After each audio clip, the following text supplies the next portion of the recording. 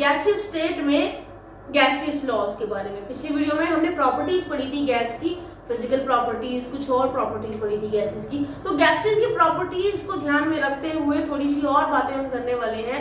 Measurable properties को consider करते हुए गैसेस लॉज पढ़ेंगे जो अलग अलग साइंटिस्ट ने दिए।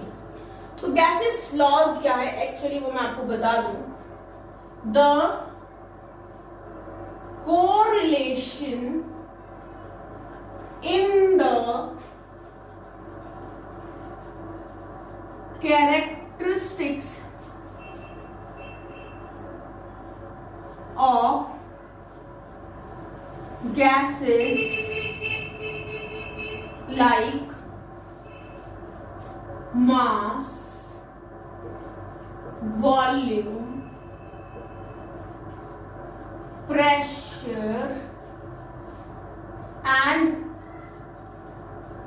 temperature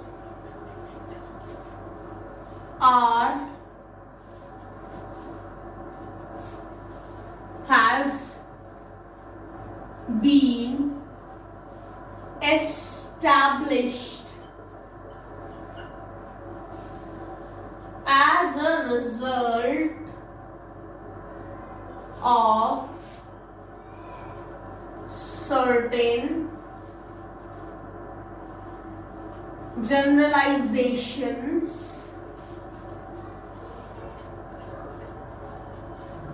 worked out by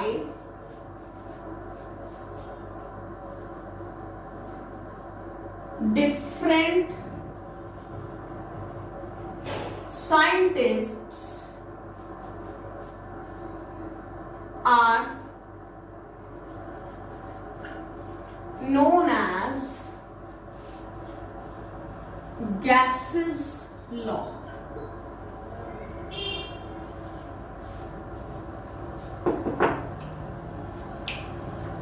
तो मैं सबसे पहले आपको बता रही हूं कि गैसेस लॉ कौन से होते। ये कोरिलेशन है किसके बारे में? कैरेक्टरिस्टिक्स ऑफ गैस के बारे में। कौन कौन सी?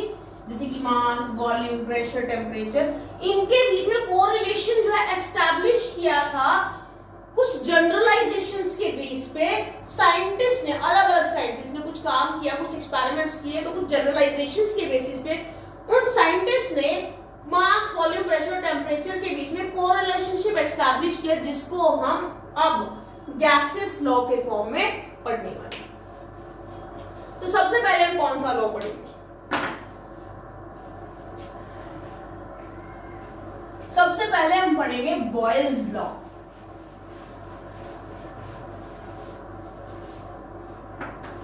तो गैस लॉज हम पढ़ रहे हैं और उसमें सबसे पहला लॉ हम पढ़ने वाले हैं जिसका नाम है बॉयल्स लॉ। बॉयल्स लॉ को हम एक और नाम से बुलाते हैं और उसको आपको याद भी रखना है, पीवी रिलेशनशिप। पीवी रिलेशनशिप कहीं भी बोल दिया तो इट मींस बॉयल्स लॉ की बात होगी। किसने दिया था? Given by Robert boil. 1622 में रॉबर्ट बॉयल ने अपनी जनरलाइजेशंस पे बेसिस पे बॉयल्स लॉ दिया। क्या कहता है? It states that the volume of a given mass of gas is inversely proportional to its pressure at constant temperature and mass.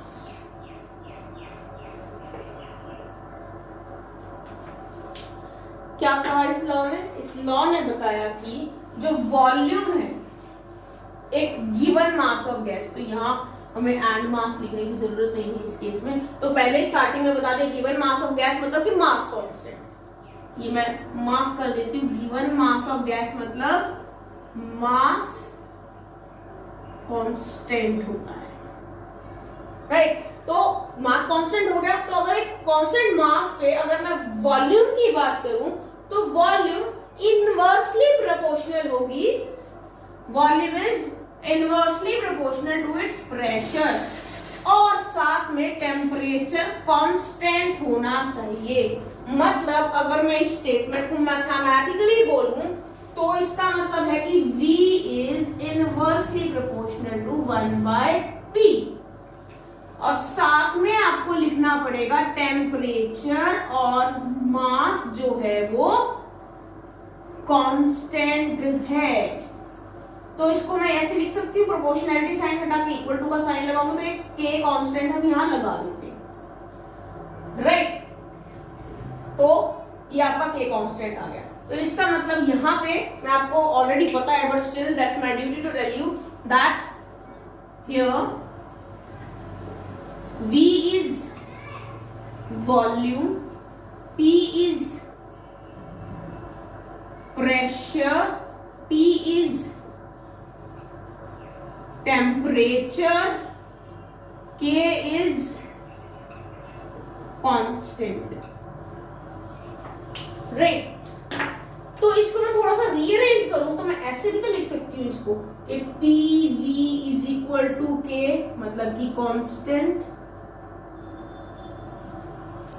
लिख सकती हूँ ना, क्योंकि मैं इसको उधर ले जाऊंगा तो ये ऐसे आए। अगर ऐसा है तो मैं ऐसे भी तो लिख सकती हूँ कि PV is equal to P1 V1, P1 V1 is equal to P2 V2 is equal to constant, जहां पे 1 और 2 अलग अलग जो है वैल्यूज इंडिकेट कर रही है प्रेशर और वॉल्यूम की, तो ये भी लिख सकती हूँ। तो ये हो गया आपका बॉयल्स लॉ। मैंने आपको स्टेटमेंट भी बता दी है, मैंने आपको मैथमेटिकली कैसे करेंगे वो भी बता दिया है। अब मैं आपको बताऊंगी एक चीज और कि जो वैल्यू है, वैल्यू ऑफ के, जो वैल्यू ऑफ के है depends upon the mass of the gas and temperature। तो यहाँ पे अगर आप K की वैल्यू की बात करो तो अगर आप टेम्परेचर और मास बदल दोगे तो K की वैल्यू भी चेंज हो जाएगी। तो अब हम डिस्कस करेंगे बॉयल्स लॉ की ही ग्राफिकल रिप्रेजेंटेशन।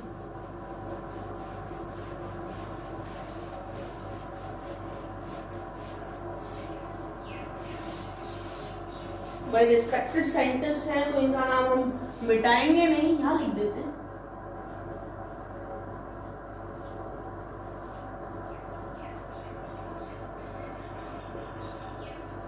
साथ में ये भी लिख देंगे।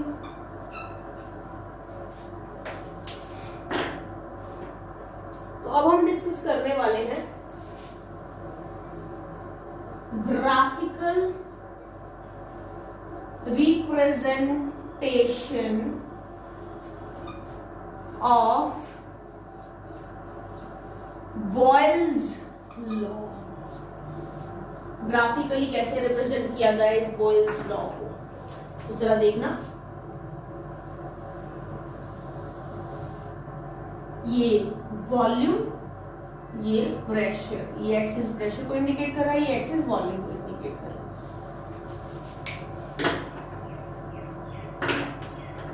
तो यहाँ पे मैं कर्व्स बना रही हूं।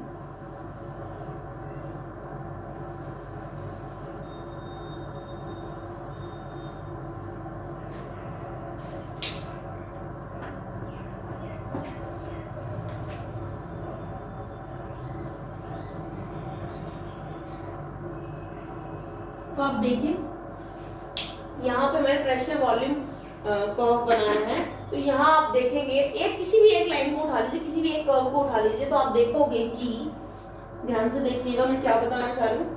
मान के चलिए ये वॉल्यूम मैंने V1 ले ली, तो इसके करस्पॉन्डिंगली प्रेशर होगा P1। ये वॉल्यूम मैंने V2 ले ली, इसके करस्पॉन्डिंगली प्रेशर होगा P2।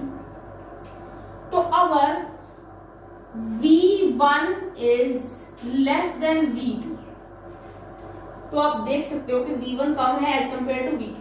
तो प्रेशर का कैसे इंडिकेशन दिखाएंगे? तो प्रेशर में देखें तो P1 पर ज्यादा है, P2 कम है, तो P1 is greater than P2। इसका मतलब ये हुआ कि प्रेशर इंक्रीज करने पे, ये देखिए प्रेशर इंक्रीज करने पे वॉल्यूम डिक्रीज हो रही है, इसलिए ग्राफ ऐसे।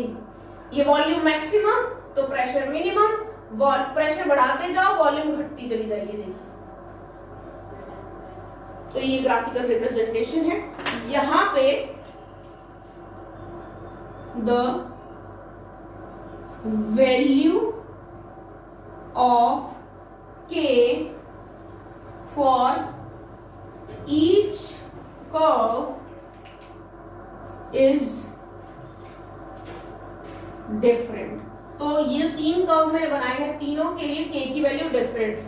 इसके लिए अलग है, इसके लिए अलग है, इसके लिए अलग है। क्यों अलग है? क्योंकि मैंने अभी बताया था पीछे पॉइंट में कि K की वैल्यू टेम्परेचर डिपेंडेंट भी है, तो टेम्परेचर बदल गए तो K की वैल्यू भी बदल गई, डिफरेंट है। Value of K is different is for each curve is different because temperature is different, because for a given mass of a gas it varies with T, मतलब temperature. And एक और चीज, जो higher curve है कौन सा है? 600 वाला। Higher curve correspond to higher T. तो 600 केल्विन वाला ये सबसे हायर कर्व है, तो इसके लिए टी की वैल्यू मैक्सिमम है। अब यहां पे एक चीज और बताती हूं मैं कि जो वैल्यू V है, V of gas doubles when P is half। तो ये आपको ऑलरेडी पता है, क्योंकि प्रेशर और वॉल्यूम जो है इनवर्सली प्रोपोर्शनल है। इनवर्सली प्रोपोर्शनल है तो इट मींस अगर प्रेशर को हाफ कर दोगे तो ऑब्वियसली वॉल्यूम दुगनी हो जाएगी, मतलब डबल हो जाएगी। तो इसको प्रूव भी कर देती हूँ आपके सामने। ये देखिए PV is equal to constant K, right. P1 V1 हो गया इनिशियल। अगर मान के चलिए प्रेशर को मैं हाफ कर दूं तो V2 क्या होगा? V2 कितना आएगा? मान के चलिए V की वॉल्यूम की टर्म में बात करूं तो V is equal to K upon में P होता है, राइट। तो ये V1 हो गया, जिसके लिए K अपॉन P ये वैल्यू आ गई। तो V2 क्या है? K अपॉन में प्रेशर हाफ हो गया, तो हाफ हो गया मीन्स P/2 हो गया, राइट। तो ये हो गया P और ऊपर आ जाएगा 2। और अगर मैं V2 अपॉन में V1 निकालूं तो वो क्या आएगा? V2 के लिए लिखेंगे ये K 2K अपॉन P, और V1 के लिए क्या लिखेंगे? P upon K। देखिए K से K कैंसिल, P से P कैंसिल, तो V2 इज इक्वल टू 2 और V1 को उधर ले जाओ V1। तो देखिए हो गया ना सेकंड वाला वॉल्यूम फर्स्ट वाले वॉल्यूम का डबल। तो मैंने आपके सामने प्रूफ भी कर दिया अपनी ये वाली लाइन, राइट। अब इसके बाद एक और ग्राफ मैं आपको कराऊंगी।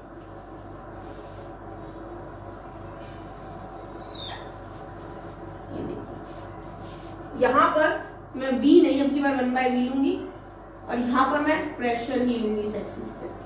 तो इसके अकॉर्डिंगली अगर मैं ग्राफ बनाऊं अलग अलग टेम्परेचर्स के लिए, तो ये बनेगा, यही टेम्परेचर लिख लेते हैं, 600 केल्विन, 400 केल्विन और 200 केल्विन। यहां पे अब आपका स्ट्रेट लाइन ग्राफ बन रहा है, तो it is a straight line passing through origin. ये आपका ओरिजिन है, यहां से एक स्ट्रेट लाइन पास कर रही है, तो ऐसे एक कर्व बना हुआ है। But however at higher P gases deviate from Boyle's law, and under such conditions a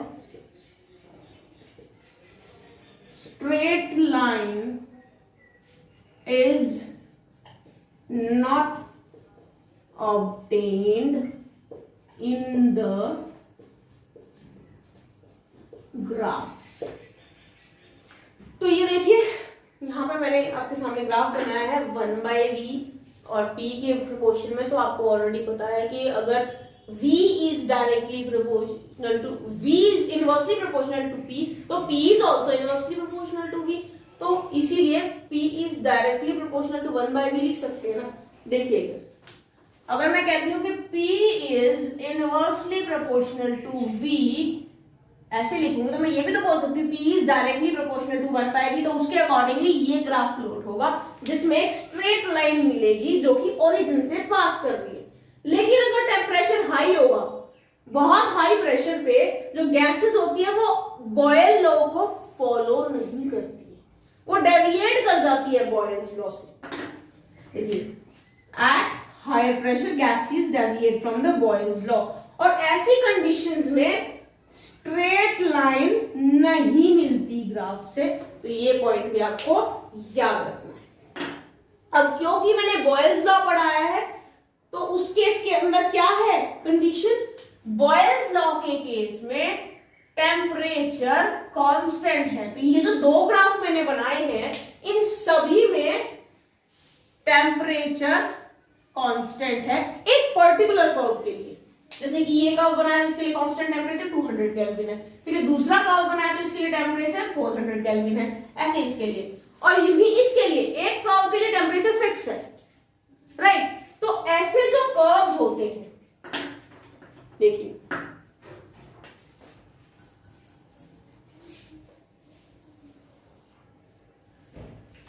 तो मैं आपको यहां एक चीज बता दूं कि जो कर्व होते हैं, द कर्व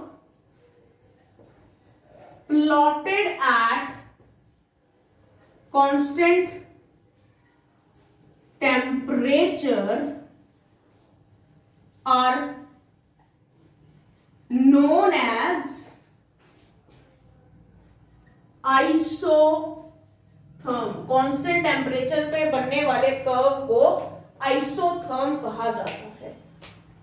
तो ये चीज आप याद रखिएगा। तो आइसोथर्म के केस में भी आपको क्वेश्चन आ सकता है, what is isotherm and which law will you prove with isotherm. तो आपको पता होना चाहिए बॉयल्स लॉ मतलब पीवी रिलेशनशिप, बात याद रखनी है। अगर मैं बॉयल्स लॉ की बात कर रही हूँ तो मैं पीवी रिलेशनशिप की बात कर रही हूँ।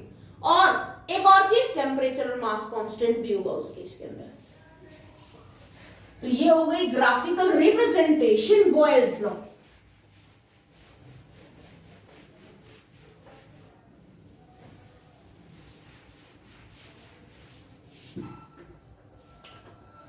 अब ये सारे ग्राफ ऐसे तो बने नहीं, एक्सपेरिमेंट कंडक्ट करी गए थे तभी वो ग्राफ्स बने थे। तो experiments of Boyle's in a quantitative manner prove that the gases are highly compressible because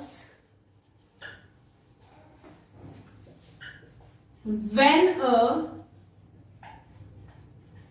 given mass of gas is compressed, the same number of molecules occupy small volume. तो ये बात याद रखिएगा कि बॉयल्स के एक्सपेरिमेंट जो quantitative manner के accordingly किए गए हैं, तो उसने प्रूव किया है कि जो गैसेस है वो हाईली कंप्रेसिबल है। क्यों? क्योंकि एक गिवन मास जो है गैस का, उसको जब कंप्रेस किया जाता है तो सेम नंबर ऑफ मॉलिक्यूल जो है कम स्पेस भी ऑक्यूपाई कर लेते, क्योंकि कंप्रेस करने पे उनके बीच के सिर्फ इंटरमॉलिक्यूलर स्पेस कम होता है। पार्टिकल्स तो अभी भी उतना ही है, उनके बीच में इंटरमॉलिक्यूलर स्पेस कम हो गया, मतलब उसने अब वॉल्यूम कम ऑक्यूपाई की। दिस मीन्स, इसका क्या मतलब हुआ? Gases becomes denser at high pressure। तो हाई प्रेशर होगा तो गैसेस जो ज्यादा डेंस हो जाएंगी, क्योंकि उनके नंबर ऑफ पार्टिकल्स पर यूनिट वॉल्यूम बढ़ जाएंगे, क्योंकि आपने इंटरमॉलिक्यूलर स्पेस तो घटा दी, अब पार्टिकल्स ही वो स्पेस ऑक्यूपाई करेंगे, तो इसलिए डेंस हो जाती है। तो इसी बिहाफ पे मैं आपको बताऊंगी अब relation between density and pressure of a gas using Boyle's law। तो अब रिलेशनशिप पढ़ेंगे हम डेंसिटी और प्रेशर का, क्योंकि हाँ इस लाइन में मैंने बताया कि डेंस हो जाती है प्रेशर बढ़ने पे, तो उसका रिलेशनशिप भी तो पता होना चाहिए हमें। तो देखिए, हमें पता है कि density D is equal to m/v, where m is mass of gas and v is volume occupied। ये हमें ऑलरेडी पता है, density is mass per unit volume. Now putting value of v from Boyle's law in the above equation. तो Boyle's law में क्या है value v की?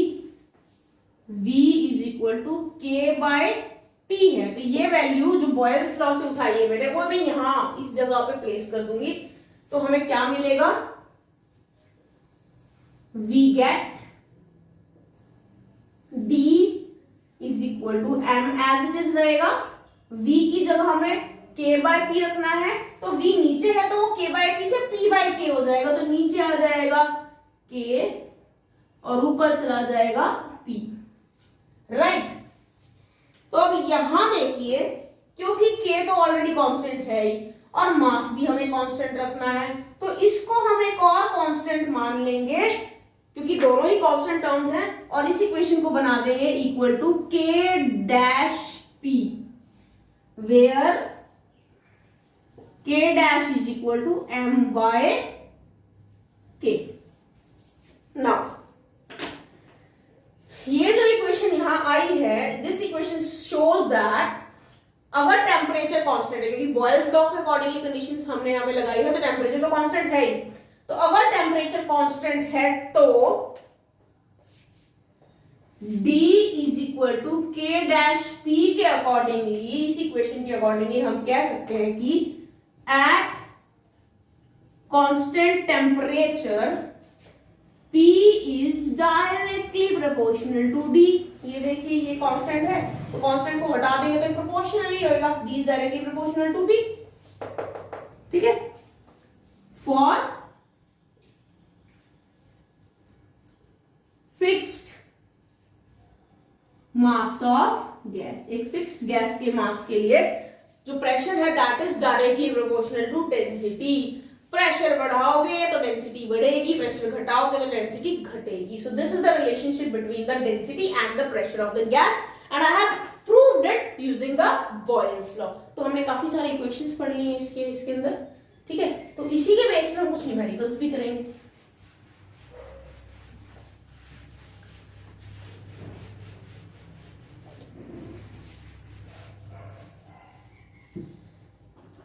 तो सबसे पहला क्वेश्चन है, ध्यान से देखिए, क्वेश्चन है 10 decimetre cube of hydrogen under 1 bar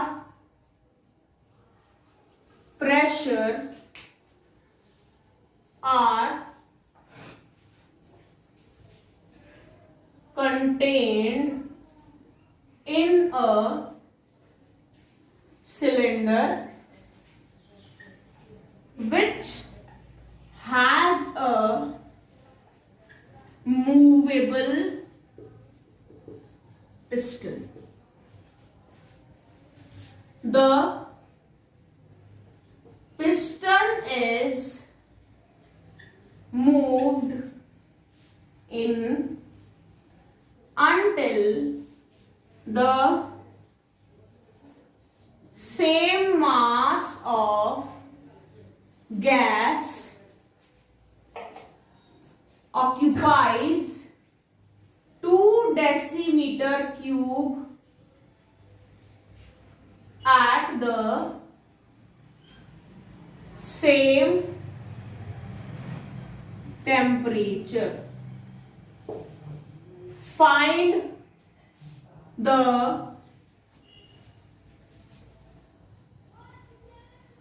pressure in the cylinder. Pressure निकालना है सिलेंडर में, तो सबसे पहले हम वो चीजें लिखेंगे जो हमें गिवन है। इसने कहा है 10 डेसीमीटर क्यूब ऑफ हाइड्रोजन, तो इसका मतलब ये हुआ कि V1 इनिशियल वॉल्यूम है 10 डेसीमीटर क्यूब। फिर से कहा अंडर 1 बार प्रेशर, तो इट मींस ये हुआ कि P1 is equal to 1 bar है।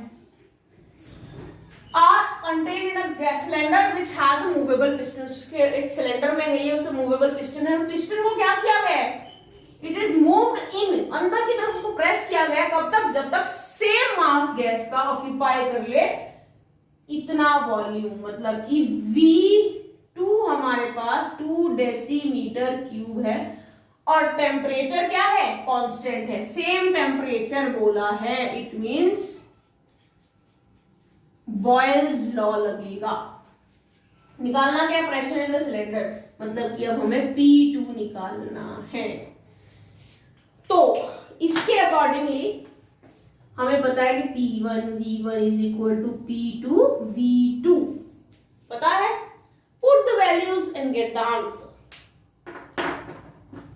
तो देखिए हमें निकालना है क्या, हमें निकालना है P2 and P2 is equal to P1 V1 upon V2। Values put करते हैं, जरा वैल्यू पुट करेंगे तो आएगा equal to P1 V1, P क्या, P1 क्या है 1 बार, तो 1 इंटू V1 क्या है 10 अपॉन में V2 क्या है 2 कर दो तो कितना आ जाएगा 5 बार आपका P2 आ जाएगा। तो ये हो गया एक न्यूमेरिकल, इजी है। इसी के बेसिस पे और भी न्यूमेरिकल्स आएंगे। एक थोड़ा सा डिफिकल्ट भी ट्राई करते हैं।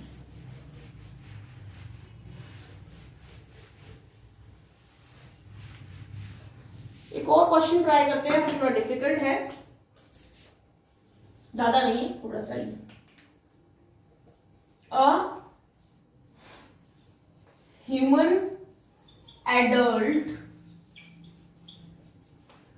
breathes in approximately 0.50 decimeter cube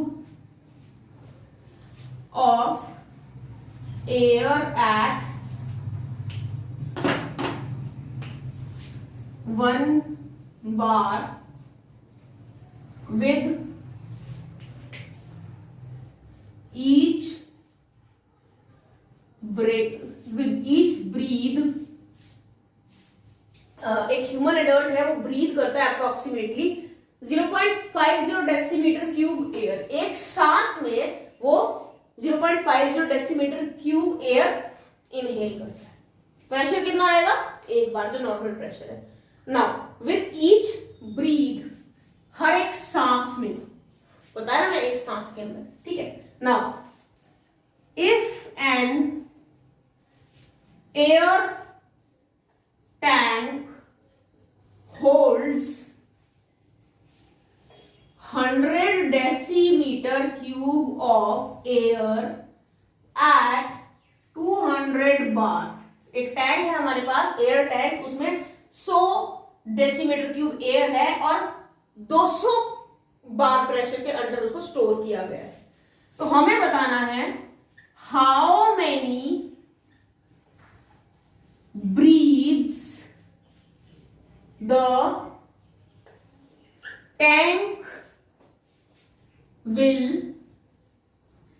supply, ये बताना है कि उस टैंक से जो कि 200 बार प्रेशर पे रखा हुआ है और उसमें 100 डेसीमीटर क्यूब एयर है, उस टैंक से कितनी सांस हम ले सकते हैं, कितनी ब्रीद हम ले सकते हैं, कितनी एक बार में हमने उतनी air 0.50 decimetre cube air inhale करनी है, तो उसके अकॉर्डिंगली कितने ब्रेथ हम ले पाएंगे, वो हमें यहाँ पे कैलकुलेट करना है। और अज्यूम करना है कि टेम्परेचर 37 डिग्री सेल्सियस है, मतलब कांस्टेंट।